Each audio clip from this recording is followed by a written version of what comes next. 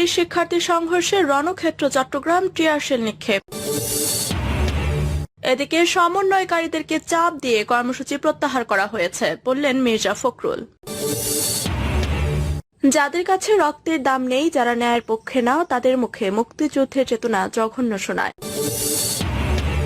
এবং সর্বশেষ জানাবো, আন্দোলনকারীদের উপর গুলি না চালানোর নির্দেশনা চেয়ে রিট। শুনছিলেন সংবাদ শিরোনাম, এবারে বিস্তারিত।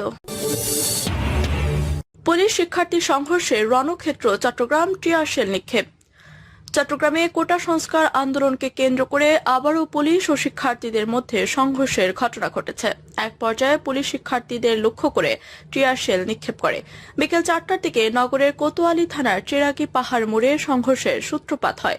এর আগে বিকেল 3:30 থেকে সেখানে জড়ো হয়ে শিক্ষার্থীরা স্লোগান দিতে থাকেন। ঘটনাস্থলে থাকা পুলিশ তাদের সরিয়ে দেওয়ার চেষ্টা করে।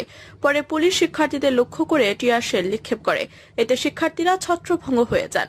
এর আগে বিকাল 3টার দিকে জামাল খান প্রেস ক্লাব এলাকায় বিক্ষোভ কর্মসূচি পালনের ঘোষণা দেন শিক্ষার্থীরা, কিন্তু পুলিশি তৎপরতায় সেখানে বিকেল 3:30 পর্যন্ত কোনো কর্মসূচি পালন করতে পারেনি তারা। কয়েকজন শিক্ষার্থী জড়ো হওয়ার চেষ্টা করলে সেখান থেকে 3 জনকে আটক করে পুলিশ। আটকদের মধ্যে একজন চট্টগ্রামের একটি বেসরকারি বিশ্ববিদ্যালয়ের শিক্ষার্থী বলে জানা গেছে। পরে শিক্ষার্থীরা জামাল খান প্রেস ক্লাব থেকে কয়েকশো গজ দূরে গিয়ে চেরাগি পাহাড় মোড় এলাকায় বিক্ষোভ কর্মসূচি পালন করেন। সেখানে নারী শিক্ষার্থীদের অংশগ্রহণ বেশি দেখা যায়। এছাড়া দুপুর 3টার দিকে নগরের কাজীর দেউরি এলাকায় জড়ো হওয়ার চেষ্টা করেন বিক্ষোভকারীরা। পরে সেখানে সেনাবাহিনীর কয়েকটা গাড়ি এসে অবস্থান নেয়।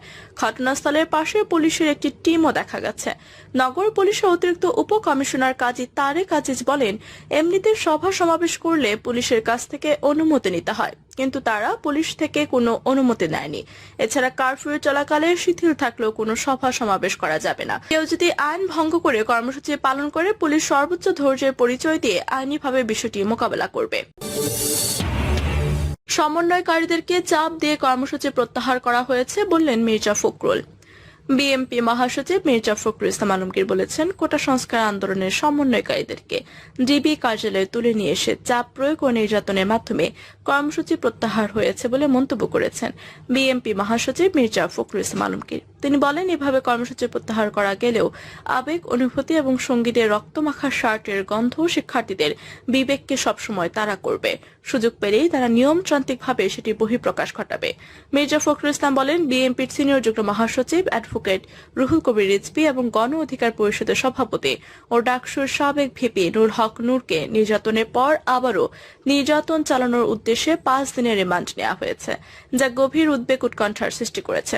জাতীয়তাবাদী ছাত্রদলের সাবেক সহসভাপতি রিয়াদ ইকবাল এবং ব্র্যাক বিশ্ববিদ্যালয়ের শিক্ষক আসিফ মাহতাব গোয়েন্দা পুলিশ তুলে নিয়ে যাওয়ার পর এখনো পর্যন্ত তাদের কোনো সন্ধান পাওয়া যাচ্ছে না।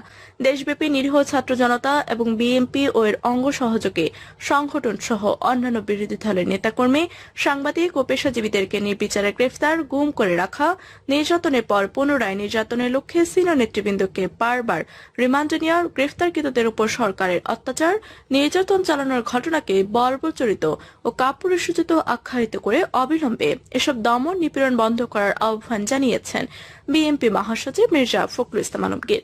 বিবৃতিতে বিএনপি মহাসচিব মির্জা ফখরুল ইসলাম আলমগীর বলেন, নিয়ন্ত্রিত গণমাধ্যম, ইন্টারনেট সংযোগ বিচ্ছিন্ন ও ভয়ভীতির কারণে দেশব্যাপী সরকারের নির্মম ও নির্দয় অত্যাচার এবং নিপীড়নের সব তথ্য তাৎক্ষণিকভাবে জানা সম্ভব হচ্ছে না। তবে বিভিন্নভাবে যে সকল তথ্য আসছে সেগুলো রীতিমতো লোমহর্ষক এবং মানবাধিকারের সুস্পষ্ট লঙ্ঘন।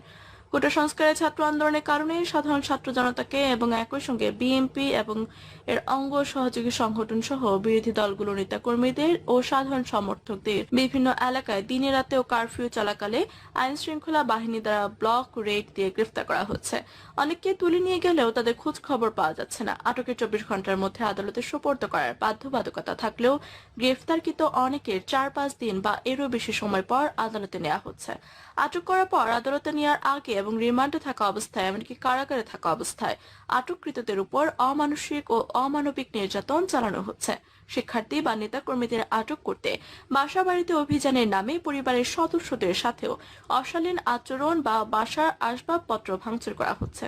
নেতাকর্মীদের বাসায় না পেয়ে পরিবারের সদস্যদের আটক করা হচ্ছে। দেশের বিভিন্ন থানায় মিথ্যা মামলা দিয়ে বিএনপি এবং এর অঙ্গ সহযোগী সংগঠনের নেতাকর্মীদের নাম যেসব মামলায় উদ্দেশ্যমূলকভাবে সম্পৃক্ত করে বা পুরনো অন্য মামলা অজ্ঞাত আসামি হিসেবে গ্রেফতার ও হয়রানি করা হচ্ছে, নেতাকর্মীদের কর্মস্থল পর্যন্ত হানা দেওয়া হচ্ছে আটকের জন্য। তিনি বলেন, গণগ্রেফতারের নামে আইন শৃঙ্খলা বাহিনী এবং স্থানীয় আওয়ামী সন্ত্রাসীদের দ্বারা নেতাকর্মীদের বাসায় ছিনতাই ও লুটপাটের দৃশ্য ইতিমধ্যে বিভিন্ন সামাজিক মাধ্যমে প্রকাশ পেয়েছে। এর আগেও এসব অন্যায়, অত্যাচার, আটক, নির্যাতন ও নিপীড়নের প্রতিবাদ করা হয়েছে, কিন্তু ফ্যাসিস্ট ও কর্তৃত্ববাদী আওয়ামী ভোটারবিহীন সরকার তা কর্ণপাত করেনি। বিভিন্ন আন্তর্জাতিক মানবাধিকার সংস্থা সরকারের এসব মানবাধিকার বিরোধী কর্মকাণ্ডের প্রতিবাদ করে তা বন্ধ করার আহ্বান জানান। যাদের কাছে রক্তের দাম নেই, যারা ন্যায়ের পক্ষে না, তাদের মুখে মুক্তিযুদ্ধের চেতনা জঘন্য শোনায়। যারা ন্যায় বিচারের পক্ষে দাঁড়াতে পারে না, যাদের সাহস নেই, সত্যি কথা বলতে পারে না, তাদের মুখে মুক্তিযুদ্ধের চেতনা বা যে কোনো ধরনের চেতনাবাজি একেবারে জঘন্য শোনায় বলে মন্তব্য করেছেন রাজশাহী বিশ্ববিদ্যালয়ের পদার্থ বিজ্ঞান বিভাগের অধ্যাপক সালেহ হাসান নকিব। তিনি বলেছেন, এই দেশের কথা বলতে গেলে সবার আগে মুক্তিযুদ্ধের কথা বলতে হয়। মুক্তিযুদ্ধ পার হয়ে গেছে, এখন সে ৭১-এ ফিরে গিয়ে নতুন করে মুক্তিযোদ্ধা হওয়ার কোনো সুযোগ নেই। কিন্তু একটা কথা খুব পরিষ্কার করে মনে রাখতে হবে, যারা এই ন্যায়ের পক্ষে, ন্যায্যতার পক্ষে, অধিকারের পক্ষে, তারা সবাই আজকের দিনের মুক্তিযোদ্ধা। তোমরা সবাই এই প্রজন্মের, এই সময়কার মুক্তিযোদ্ধা। আরো একটা জিনিস মনে রাখতে হবে, যারা মানুষের অধিকার হরণ করে, যাদের কাছে মানুষের রক্তের দাম নেই, যারা ন্যায় বিচারের পক্ষে দাঁড়াতে পারে না, যাদের সাহস নেই, সত্যি কথা বলতে পারে না, তাদের মুখে মুক্তিযুদ্ধের চেতনা বা যে কোনো ধরনের চেতনাবাজি একেবারে জঘন্য শোনায়। দেশের সব শিক্ষা প্রতিষ্ঠানে দলীয় লেজুর ভিত্তিক ছাত্র রাজনীতি নিষিদ্ধ করে ছাত্র সংসদ কার্যকর করা সহ 9 দফা দাবিতে রাজশাহী বিশ্ববিদ্যালয়ের শিক্ষার্থীরা ঢাকা রাজশাহী মহাসড়ক অবরোধ করে বিক্ষোভ করেছে। আজ সোমবার দুপুর 12:15টার দিকে বিশ্ববিদ্যালয়ের প্রধান ফটকের সামনে এই সমাবেশ অনুষ্ঠিত হয়। সমাবেশে অধ্যাপক সালেহ হাসান নকিব এসব কথা বলেন। রাবি এই অধ্যাপক আরো বলেন, এই চেতনাবাজি বন্ধ হোক এবং প্রকৃতপক্ষে মুক্তিযুদ্ধের চেতনায় বিশ্বাসী যারা, আমি চাই আগামী দিনের রাষ্ট্র তাদের নেতৃত্বেই পরিচালিত হোক। আমরা ন্যায় বিচার চাই, হত্যাকাণ্ডের বিচার চাই। আমাদের ট্যাক্সের টাকায় কেনা গুলি চালান আমাদেরই সন্তানদের উপর। আপনাদের যদি এতটুকু বুদ্ধি বিবেক থাকে, তাহলে নিশ্চয়ই কোনো না কোনো দিন এটা উপলব্ধি করবেন আপনারা জঘন্য অপরাধ করেছেন। এই মুহূর্তে আমরা রক্তের উপর দাঁড়িয়ে আছি। যে ঘটনা ঘটে গেছে তার নৃশংসতা, কিভাবে ঠান্ডা মাথায় মানুষকে হত্যা করা হয়েছে এবং এর সঙ্গে সঙ্গে যে ধরনের অরাজকতা সৃষ্টি হয়েছে রাষ্ট্র জুড়ে, এটা আমাদের ব্যথিত করেছে। শুধু তাই নয়, আমাদের বিক্ষুব্ধ করেছে। শিক্ষার্থীরা ন্যায়ের পথে আছে, আশা করি পুরোটা জীবন তারা ন্যায়ের পথে অতিবাহিত